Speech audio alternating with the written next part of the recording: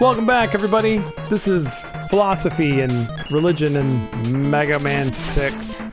I said last time I had more to say about the whole trans situation because I think about it often. And I think about a lot about how the church kind of responds to trans people. And so I have thoughts about that. And one of the things that I've thought about is in the Bible, you know, Jesus kind of, whenever he was talking to somebody, he picked the right solution for the right problem.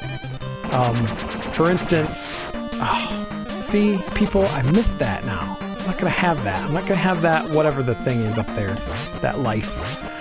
He picked the right solution for the right problem. In other words, in the Bible, when the Pharisees brought him the blind man, and he said, I can't break into there. That's not what he said.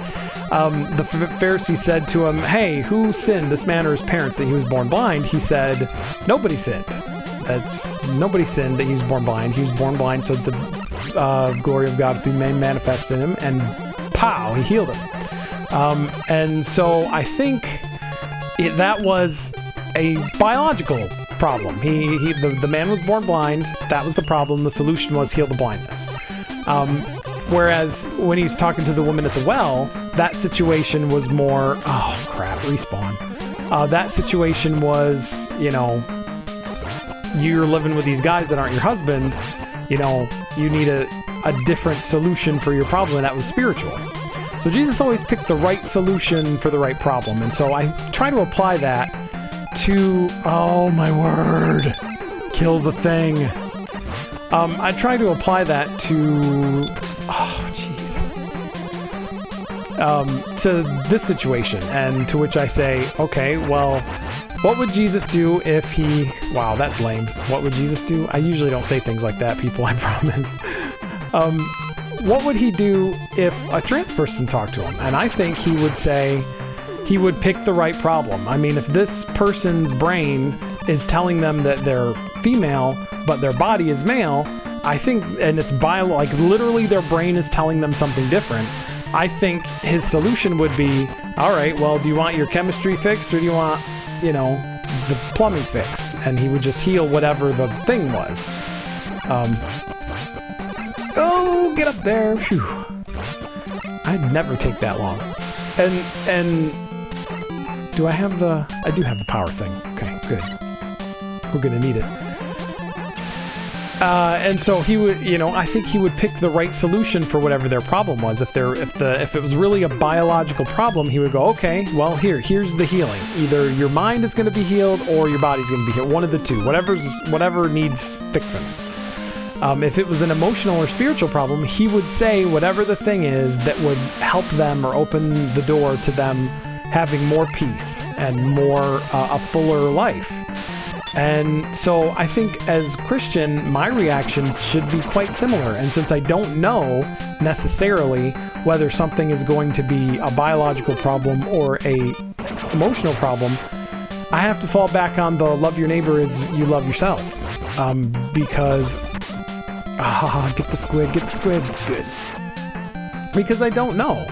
And so my attitude should always be, what can I do or say or to help the person, you know, like, if their brain is really telling them something different, then my job is to support them in what they're trying to do.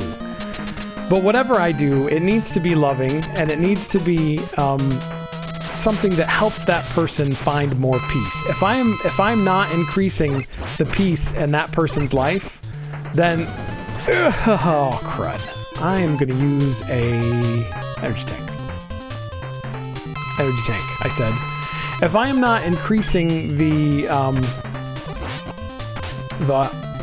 peace in that person's life, then I'm not being very, being very Christ-like.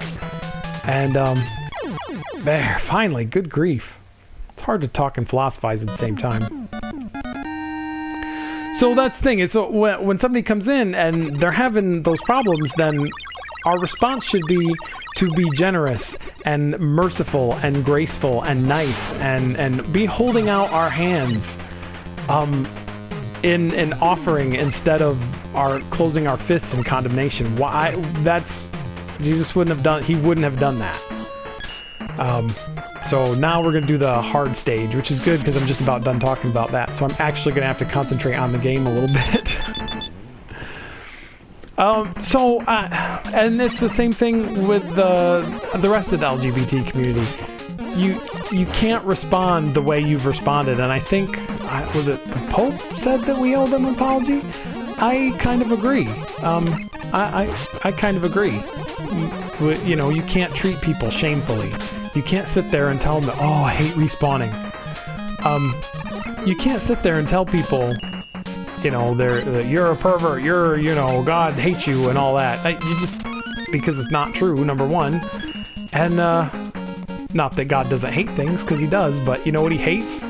He hates hatred, oddly enough.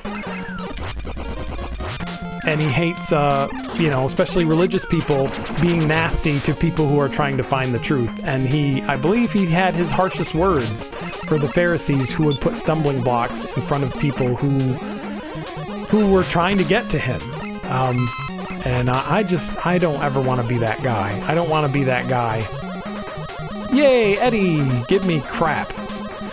I don't want to be that guy. I don't want to be the guy that has to stand in front of God and hear him or see somebody and say, this person tried to get to me and you got in their way. You stumbled. You put a stumbling block in front of them, and they were a lot less encouraged to come to me because of you. I don't ever want to be that guy. I may be that guy anyway, but I hope I'm not that guy intentionally. We'll just ignore that thing. And here we go. I hate that. So, mercy and grace, y'all. It's kind of what we're supposed to be doing as Christians. If you're not a Christian, then listening to this has probably just been hilarious and you know, whatever. I don't know.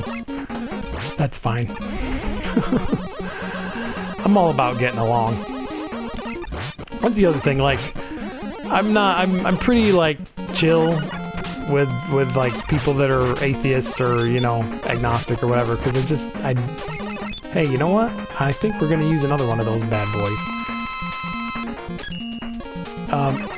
I'm pretty chill because I kind of look at it because I kind of look at it as two people looking at a glass of water, and one of them's arguing up and down that it's half empty, and the other one's arguing that it's half full.